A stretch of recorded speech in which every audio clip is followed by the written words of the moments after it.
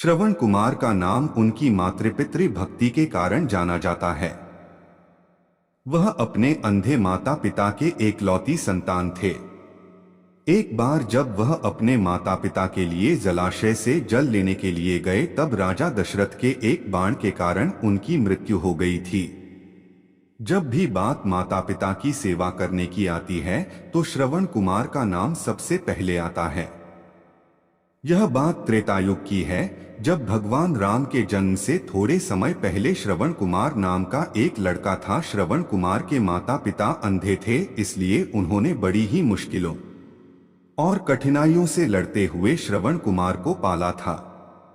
इसलिए जब श्रवण कुमार लायक हो गए, तब वह अपने माता पिता की सेवा करने लगे। एक बार श्रवण कुमार के माता पिता ने इच्छा जताई कि वे तीर्थ धाम की यात्रा करना चाहते हैं।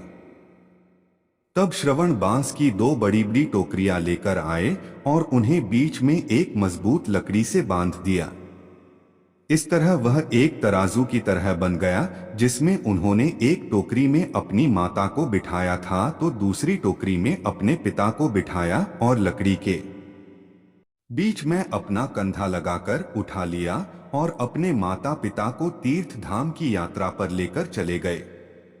जब लोगों ने यह देखा कि एक पुत्र अपने अंधे माता पिता की किस तरह सेवा कर रहा है, तो उनका नाम मातृपितृ भक्त श्रवण के रूप में प्रख्यात हुआ। श्रवण हर रोज काम करने के लिए घर से निकल जाते थे।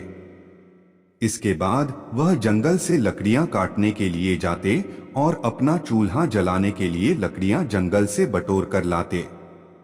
उसके बाद चूल्हा जलाने के बाद वह अपने माता पिता के लिए खाना बनाते। श्रवण इतनी मेहनत करते देख उनके माता पिता हमेशा यह सोचते थे कि वह कब इस उलझन से मुक्त हो पाएंगे। श्रवण की माता घर के काम करने के लिए श्रवण को मना करती, लेकिन फिर भी श्रवण कुमार अपना कर्तव्य मानकर घर और बाहर का हर काम स्वयं करते थे। ठीक उसी समय अयोध्या नगरी के राजा दशरथ शिकार के लिए जंगल में आए हुए थे। राजा दशरथ के पास शब्दभेदी बाण चलाने की कला थी, जिसमें वह केवल ध्वनि सुनकर अपने बाण को निशाने पर मार सकते थे। श्रवण कुमार पानी भर रहे थे। उनके बर्तन से निकलने वाली ध्वनि जब दशरथ ने सुनी तो उन्होंने सोचा कि वह कोई पशु है जो कि जल पी रहा है। यही सोचकर राजा दशरथ ने उस ध्वनि की तरफ अपना बाण छोड़ दिया। जब वह बाण श्रवण कुमार के शरीर पर लगा तो उन्होंने जोर से चिल्लाया। श्रवण कुमार के चिल्लाने की आवाज सुनकर राजा दशरथ को आभास हुआ कि उन्होंने किसी मनुष्य पर बाण चला दिया है। अपने घोड़े से उतरकर राजा दशरथ तुरंत उस जगह पर पहुंचते हैं जहां पर श्रवण घायल अवस्था में पड़े थे।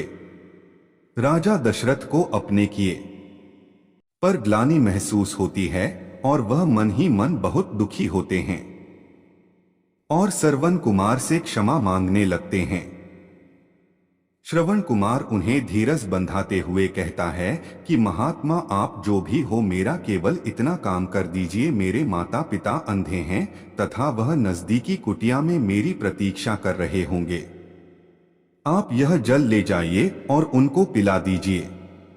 यह कहकर श्रवण अपने प्राण त्याग देते हैं। अपना मुख शर्म से नीचा करके राजा दशरथ श्रवण कुमार से वह जल का पात्र लेकर उसके माता पिता के पास पहुंचते हैं।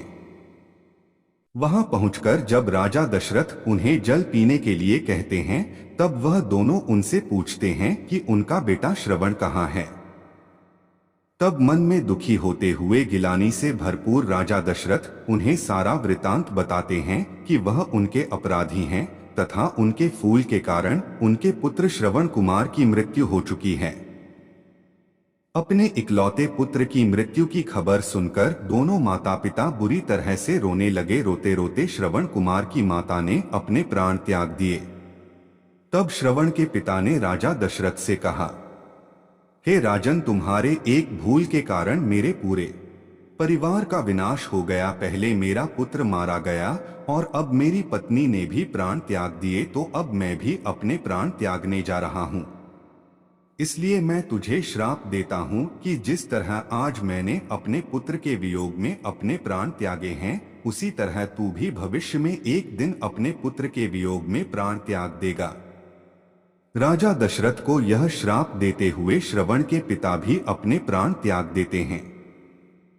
उसके बाद मैं दुख और ग्लानि से भरे हुए राजा दशरथ उन तीनों का अंतिम संस्कार करते हैं।